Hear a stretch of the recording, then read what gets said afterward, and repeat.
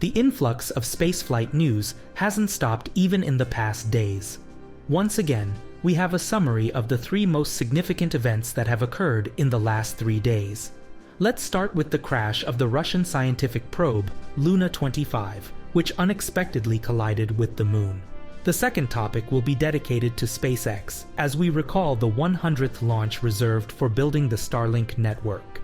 In the final topic, we'll discuss the departure of the Progress MS-22 spacecraft from the International Space Station.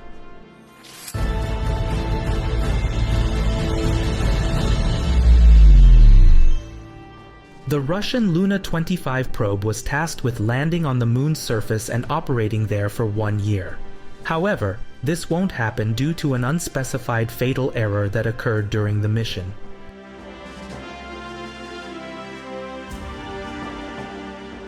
The Luna-25 mission proceeded smoothly throughout. After its launch on August 11th, the probe successfully entered lunar orbit on August 16th.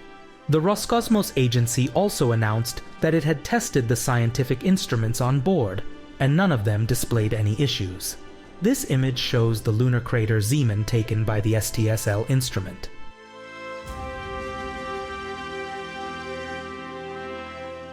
Luna-25 was set to land near the southern pole of the Moon on August 21st, with the primary target area being around the Boguslawski crater. On August 18th, the probe smoothly executed a maneuver to adjust its orbit, and the final significant correction was scheduled for August 19th. The braking burn conducted on August 19th started at 11:10 Universal Time and was supposed to last for 84 seconds, which would have lowered the lowest point of the orbit to an altitude of 18 kilometers above the Moon's surface. From this orbit, the probe would have transitioned to landing just 2 days later.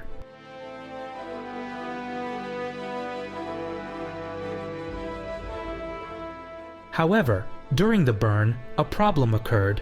For an unknown reason, the engine worked not for the planned 84 seconds, but for 127 seconds. This caused the probe to decelerate significantly more than intended. The lowest point of the orbit became too low, resulting in the probe likely impacting the Moon's surface at 11:58 Universal Time. Russia attempted to establish communication with the probe after the faulty maneuver, but was unsuccessful.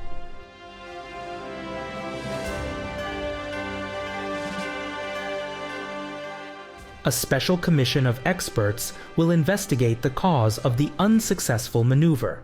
It's not excluded that the current failure could impact future missions in the Luna program, particularly Luna-27, which also aims to land on the Moon.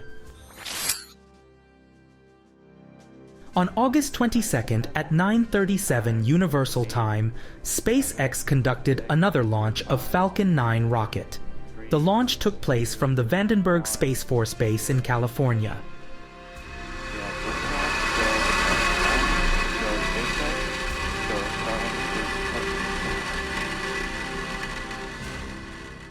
The Starlink 7-1 mission was originally scheduled for the previous week, but had to be postponed due to Hurricane Hillary. Even on August 22nd, the launch was delayed several times, and the rocket finally took off on the last possible slot available for the day.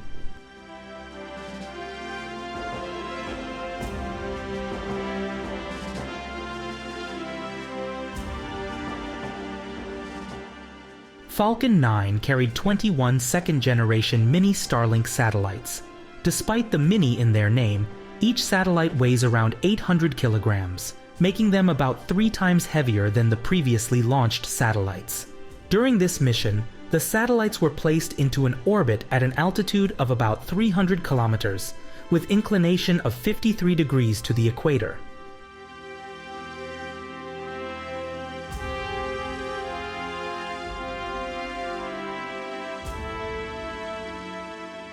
If we added up all the missions where Starlink satellites were the primary payload, we would find that the Starlink 7-1 mission marked the 100th such launch. If we included all the test satellites, SpaceX has launched a total of 4,984 Starlink satellites since February 2018.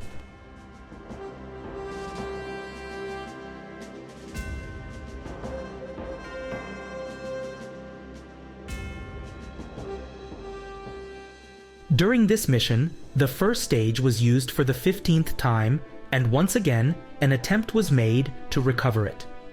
The landing site was the drone ship Of Course I Still Love You, located about 640 kilometers from the launch site. As you can see, the first stage succeeded once again. The streak of successful landings has now reached 144. On August 20th at 2350 Universal Time, the locks connecting the Progress spacecraft to the Zvezda module opened. The Russian cargo ship disconnected from the International Space Station, marking the end of its mission.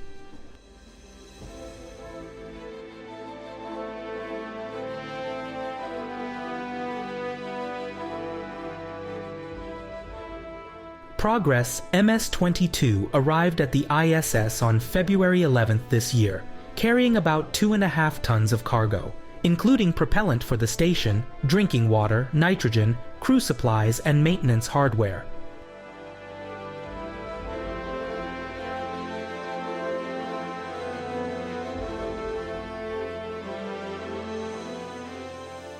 During its time at the ISS, the Progress MS-22 spacecraft also contributed to the station's orbital altitude adjustments. The International Space Station orbits the Earth at an altitude of about 420 kilometers and experiences the effects of the residual atmosphere, causing it to gradually lose altitude.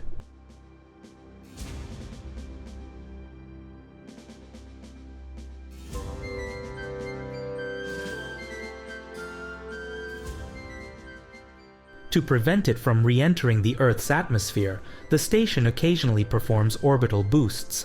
These maneuvers can be performed by American Cygnus cargo ships, but the Progress ships, when attached to the Zvezda module, are ideal for this purpose.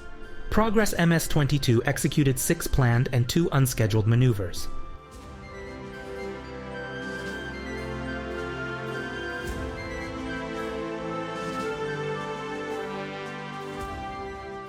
Before its departure from the station, the Progress MS-22 was loaded with waste and unneeded items generated on the station over the past months.